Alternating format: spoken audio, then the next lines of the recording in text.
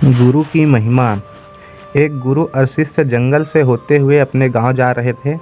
अंधेरा काफ़ी हो चुका था। शिष्य ने अपने गुरु से कहा कि गुरु जी, काफ़ी रात हो चुकी है, अगर आप कहें तो आज की रात यहीं आसपास के किसी गांव में गुजार लें। गुरु जी ने अपना सिर हिलाया और वो आसपास के गांव में एक छोटे से घर के पास जाकर रुके। अब जैसे ही वहां गए तो गुरु जी के शिष्य ने दरवाज़ा ठकठकाया।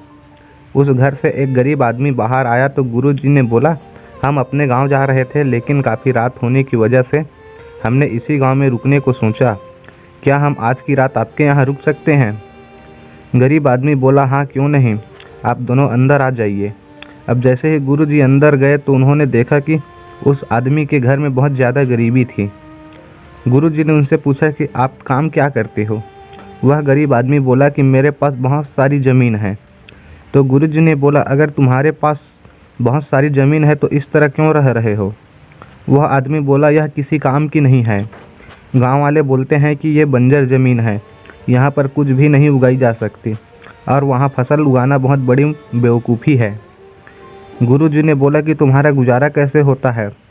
उसने बोला कि मेरे पास एक भैंस है जिससे मेरा पूरा घर चलता है। यह सुनने के बाद गुरु जी सो जाते हैं और रात में जब सब लोग सो रहे थे तब गुरु जी अपने शिष्य को उठाते हैं और उस गरीब आदमी की भैंस लेकर अपने गांव चले जाते हैं। शिष्य अपने गुरु से पूछता है कि गुरु जी, कहीं आप ये गलत तो नहीं कर रहे हैं? उस गरीब आदमी की रोजी रोटी इसी भैंस की वजह से चलती है।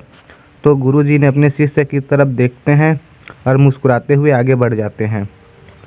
उस बात को तकरीबन 10 साल गुजर जाती है और जो गुरु का शिष्य था वह बहुत बड़ा गुरु बन चुका था। एक दिन उन्हें उस गरीब आदमी की याद आती है कि मेरे गुरु ने उस आदमी के साथ अच्छा नहीं किया था, मुझे एक बार चलकर देखना चाहिए कि वह आदमी अब किस परिस्थिति में है। वह शिष्य उस गांव की तरफ जाता है और वहां जैसे ही पहुंचता है तो वह देखता है कि जहां उस गरीब आदमी का झोपड़ा था वहां एक बड़ा ही आलीशान महल बन चुका था और उस झोपड़ी के बाहर जो बंजर ज़मीन थी उस पर फल और फूलों के बगीचे थे। तभी उधर से उस घर का मालिक आता है। शिष्य उसे पहचान लेता है और उस आदमी को बोलता है कि तुमने मुझे पहचाना? मैं अपने गुरु के साथ आपके यहाँ आया था, हमने एक रात के लिए आपके यहाँ भी रुके थे। वह आदमी उसे पहचान लेता है और बोलता है कि उस रात में आप कहाँ चले गए थे? और उस रात के बाद ही मेरी भैंस कहीं चली गई थी। मेरे पास कोई रास्ता नहीं था तो मैंने अपने ज़मीन पर मेहनत की और फसल निकल आई और आज मैं इस गांव का सबसे बड़ा और सबसे अमीर आदमी बन चुका हूँ। यह सुनते ही शिष्य की आंखों में आंसू आ गए और सोचने लगे कि मैं अपने गुरु की महिमा को नहीं समझ पाया और मैं खुद अपने ही गुरु को गलत समझता रहा। उन्होंने तो इस गरीब आदमी के अंदर छुपे गुण को समझ गया था और उस गुण को बाहर लाने के लिए ही उसकी भैंस को ले गए थे।